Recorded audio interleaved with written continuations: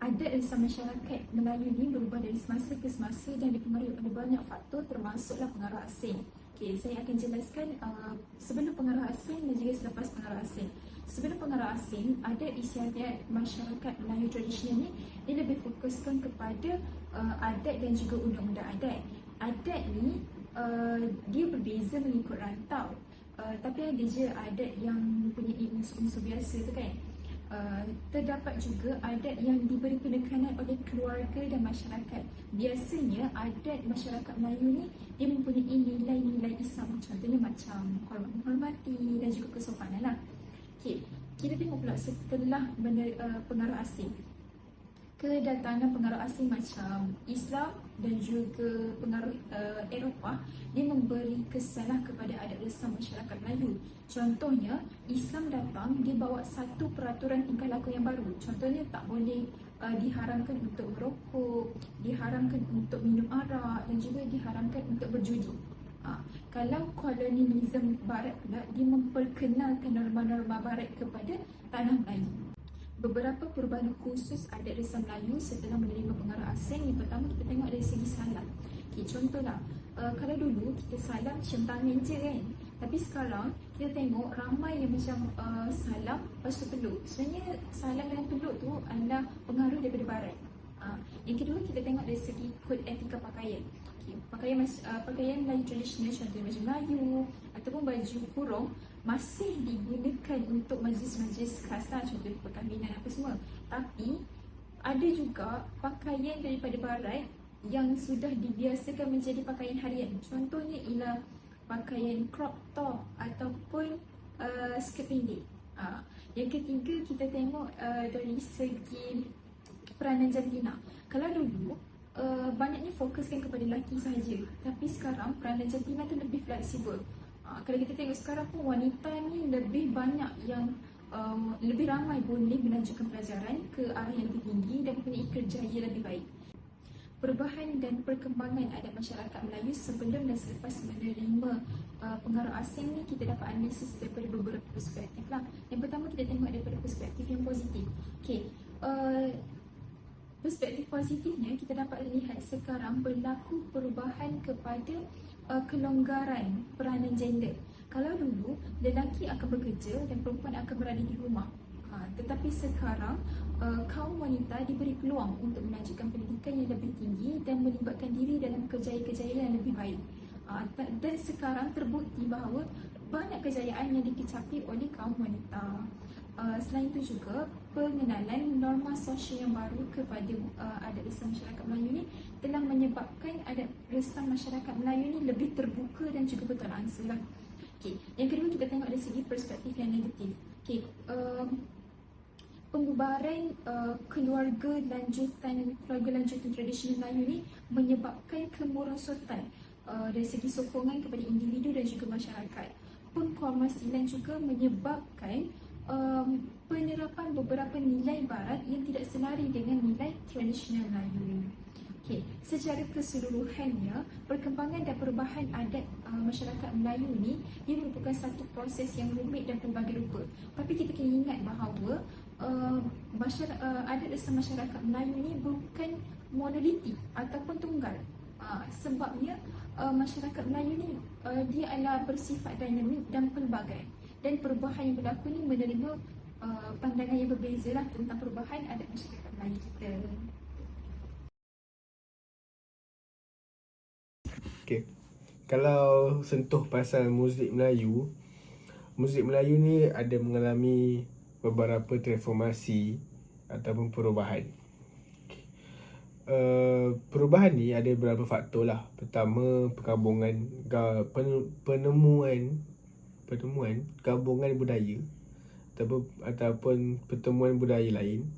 Yang kedua ialah kemajuan teknologi. Yang ketiga adalah aliran masyarakat. Okay. Jadi kalau kita start pada awal lalu kalau kita jejak balik asal usul muzik Melayu ni adalah sedikit unsur-unsur kuno Asia Tenggara yang menggabungkan muzik Jawa, Arab dan juga India. Kita boleh lihat daripada instrumen ataupun alat-alat tradisional Melayu ni bermula dengan seruling, gong, gendang, kompang, gambus. Alat-alat tradisional ni datangnya pengaruh daripada India, Arab dan juga Jawa. Dan kalau kita lihat daripada seni muzik tu juga, kita ada pertama muzik asli, yang kedua ghazal, yang ketiga zapen iaitu muzik tarian, yang ketiga adalah dondang sayang. Jadi kesan kemudian kita bergerak ke depan sikit, 1960-an macam tu dah datangnya muzik barat, yang kalau kita lihat muzik barat ni memperkenalkan instrumen ataupun alatan yang baru seperti gitar, piano, saxophone dan sebagainya, dan wujudnya lah satu tema baru iaitu kugiran, iaitu kumpulan gitar rancak, di mana di situlah wujudnya pop seperti zaman-zaman pop Ye. Kalau kita membesar dengan zaman-zaman P. Ramlee, ada juga kalau kita lihat P. Ramlee banyak mendendangkan lagu-lagu yang bercorak itu, dan corak itu sesuai zaman itulah. Kalau kita ke depan sikit, 1980-an, 1990-an dah masuknya muzik elektrik. Itu dah zaman-zaman rock, zaman-zaman balada, zaman-zaman kumpulan-kumpulan spin dan sebagainya. Dan akhirnya muzik Melayu tu tak hilang, dia cuma berkembang dan elemen-elemen barat ataupun elemen-elemen baru itu masuk.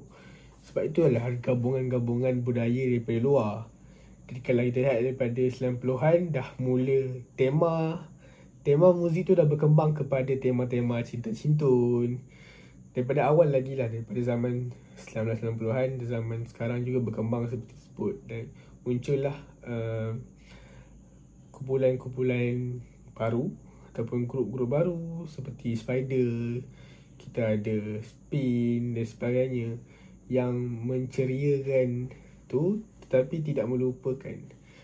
Dan kalau kita lihat Allahyarham Lok Lok juga banyak meletakkan musik-musik tradisional di bawah nyanyian Datuk Siti Nurhaliza, juga mengekalkan lagi walaupun memasukkan unsur-unsur baru, tapi masih lagi mengekalkan identiti Melayu tersebut. Kalau kita lihat penyanyi dan juga pengarah muzik M. Nasir juga mengekalkan pengaruh muzik Melayu dan juga pengaruh-pengaruh luar. Jadi tidak akan hilang muzik Melayu kerana ada juga penyanyi dan juga pengarah-pengarah yang masih mengekalkan. Itu kalau kita lihat daripada sudut balada dan juga sudut hip-hop yang dimasukkan dalam M. Nasir dan juga karya-karya Datuk Siti Nurhaliza. Kalau kita lihat daripada hip-hop, kita ada rap dan sebagainya, Malik mengekalkan juga unsur-unsur tradisional yang memastikan setiap baris-baris ayat itu ada meletakkan unsur-unsur Melayu juga di situ. Jadi tidak hilang dan juga tidak dikatakan Melayu itu berubah mengikut, Melayu itu melupakan muzik-muzik tradisional.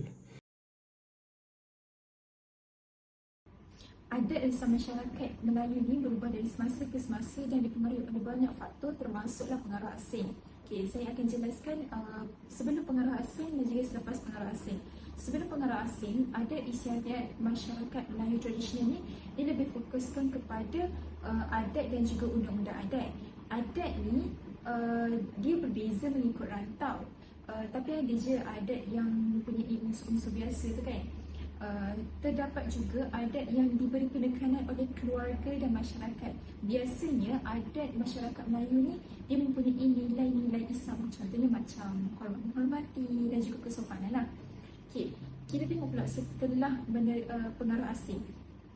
kedatangan pengaruh asing macam Islam dan juga pengaruh Eropah, dia memberi kesanlah kepada adat resam masyarakat Melayu. Contohnya, Islam datang, dia bawa satu peraturan tingkah laku yang baru. Contohnya, tak boleh diharamkan untuk merokok, diharamkan untuk minum arak dan juga diharamkan untuk berjudi. Kalau kolonialisme barat pula, dia memperkenalkan norma-norma barat kepada tanah Melayu. Beberapa perubahan khusus adat resam Melayu setelah menerima pengaruh asing. Yang pertama, kita tengok dari segi salam. Contohlah, kalau dulu kita salam cium tangan je kan, tapi sekarang kita tengok ramai yang macam salam lepas tu peluk. Sebenarnya salam dan peluk tu adalah pengaruh daripada barat. Yang kedua, kita tengok dari segi kod etika pakaian. Pakaian Melayu tradisional, contohnya baju Melayu ataupun baju kurung, masih digunakan untuk majlis-majlis khas lah, contoh perkahwinan apa semua. Tapi ada juga pakaian daripada barat yang sudah dibiasakan menjadi pakaian harian. Contohnya ialah pakaian crop top ataupun skirt pendek. Yang ketiga, kita tengok dari segi peranan jantina. Kalau dulu banyaknya fokuskan kepada lelaki sahaja, tapi sekarang peranan jantina tu lebih fleksibel. Kalau kita tengok sekarang pun, wanita ni lebih banyak yang lebih ramai boleh melanjutkan pelajaran ke arah yang lebih tinggi dan mempunyai kerjaya lebih baik. Perubahan dan perkembangan adat masyarakat Melayu sebelum dan selepas menerima pengaruh asing ni, kita dapat analisis daripada beberapa perspektif lah. Yang pertama, kita tengok daripada perspektif yang positif. Perspektif positifnya, kita dapat lihat sekarang berlaku perubahan kepada kelonggaran peranan gender. Kalau dulu, lelaki akan bekerja dan perempuan akan berada di rumah. Tetapi sekarang, kaum wanita diberi peluang untuk melanjutkan pendidikan yang lebih tinggi dan melibatkan diri dalam kejayaan-kejayaan yang lebih baik. Dan sekarang terbukti bahawa banyak kejayaan yang dikecapi oleh kaum wanita. Selain itu juga, pengenalan norma sosial yang baru kepada adat resam masyarakat Melayu ni telah menyebabkan adat resam masyarakat Melayu ni lebih terbuka dan juga bertoleransi lah. Yang kedua, kita tengok dari segi perspektif yang negatif. Pembubaran keluarga lanjutan tradisional Melayu ni menyebabkan kemerosotan dari segi sokongan kepada individu dan juga masyarakat. Pengkomersilan juga menyebabkan penerapan beberapa nilai barat yang tidak selari dengan nilai tradisional Melayu. Secara keseluruhannya, perkembangan dan perubahan adat masyarakat Melayu ni, dia merupakan satu proses yang rumit dan pelbagai rupa. Tapi kita kena ingat bahawa adat resam masyarakat Melayu ni bukan monolitik ataupun tunggal. Sebabnya masyarakat Melayu ni dia adalah bersifat dinamik dan pelbagai.